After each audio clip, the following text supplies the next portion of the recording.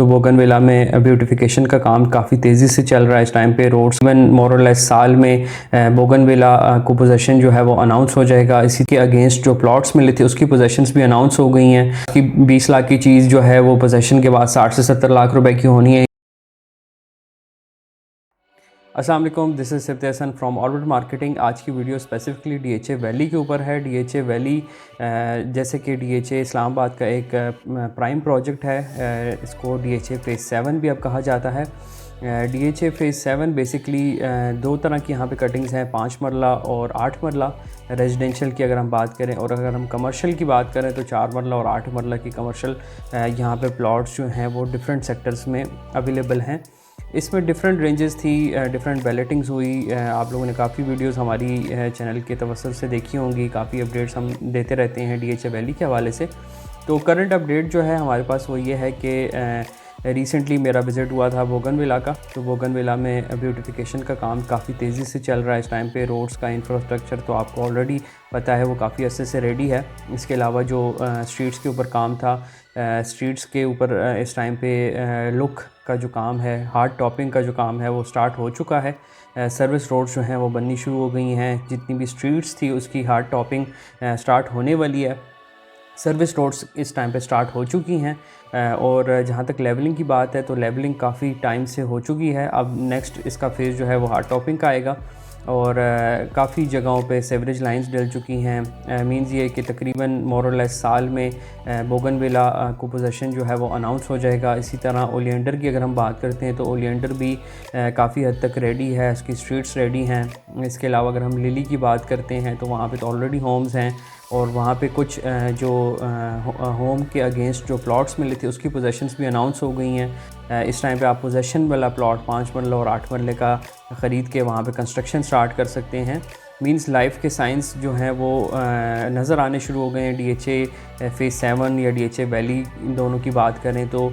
इसके अलावा जो रोज़ का सेक्टर है, रोज़ के सेक्टर में जो मेन आपकी बुलेवार्ड्स हैं वो काफ़ी 90%, 90 to 95% रेडी हो चुकी हैं।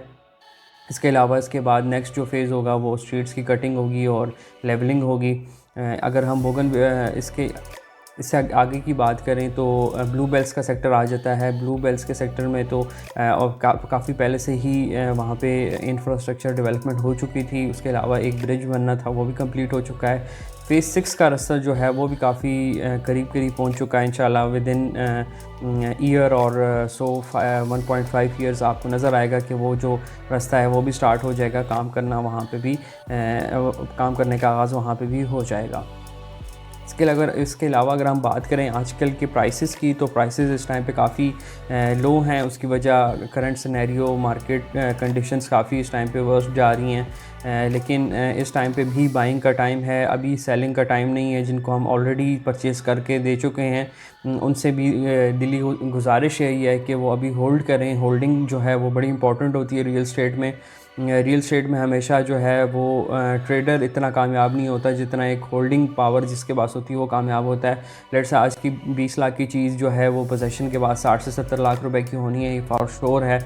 इसका आपको भी अंदाज़ा है, हमें भी अंदाज़ा है इस चीज़ का। लेकिन सिर्फ़ और सिर्फ होल्डिंग पावर बहुत ज़रूरी है। इस टाइम पे होल्डिंग पावर ही आपको जो है वो प्रॉफिट दे सकती है।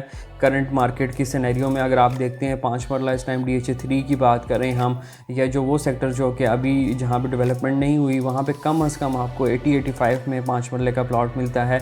जबकि अगर हम डीएचए वैली की बात करें तो यहाँ पे जिनको हमने परचेज़ करके भी ये दिया है वो मोर और लेस 2.5 मिलियन से 3 मिलियन के बीच में आता है वैलिडेटेड प्लॉट।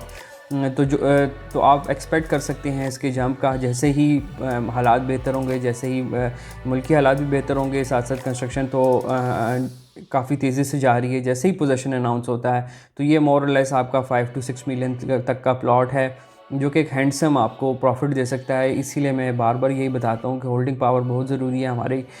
अगर तो हम लोग ट्रेडिंग करना चाहते हैं तो फिर ये बिज़नेस इस टाइम पे ट्रेडिंग का नहीं है, इस टाइम पे होल्डिंग पावर का बिज़नेस है। इस टाइम पे अगर आप जितना ज़्यादा उस चीज़ को होल्ड रखेंगे उतना आप फ्यूचर में प्रॉफिट कमा सकेंगे। लेट सपोज अगर आपको बहुत ज़्यादा अर्जेंटली ज़रूरत नहीं है पैसों की तो आप अभी होल्ड रखें, चीज़ें इंशाल्लाह आगे जाकर बहुत बेहतर हो जानी है। तो यही पैगाम आज हम वीडियो के थ्रू देना चाह रहे थे। और मज़ीद मालूमात के लिए आप हमारे चैनल को सब्सक्राइब करें, इसी तरह की बेहतरीन वीडियो से फ़ायदा उठाएँ। Thank you so much. अल्लाह हाफ़िज़।